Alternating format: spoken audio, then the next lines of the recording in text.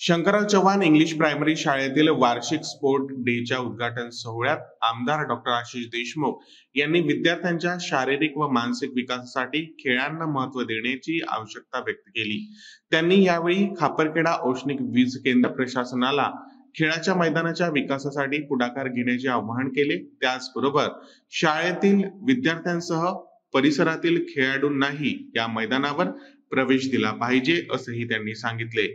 आमदार डॉक्टर देशमुख यांनी शालेय इमारतीला जीर्णावस्थेत देखील भाष्य केले आणि खापरखेडा औष्णिक वीज केंद्राने ऊर्जा विभागाकडे नवीन शालेय इमारतीचा प्रस्ताव सादर करावा अशी मागणी केली।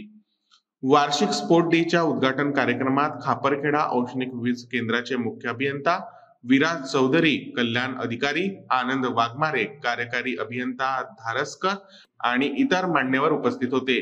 यावेळी आमदार डॉक्टर आशिष देशमुख आणि रेस क्रॉस इंडिया स्पर्धेत उत्कृष्ट कामगिरी करणारे विपिन नाईक यांचा शाल, श्रीफळ व स्मृतिचिन्ह देऊन सत्कार करण्यात आला। या कार्यक्रमात विविध मॉडेल्स, लेझिम, योगा, डंबल बेस, एरोबिक्स, नृत्य आणि ओढणी डान्स सादर करण्यात आले। कार्यक्रमाचे संचालन वेदिका ढके आणि शबीना मंसुरी यांनी केले, तर आभार प्रदर्शन जवेरिया शेख यांनी केले।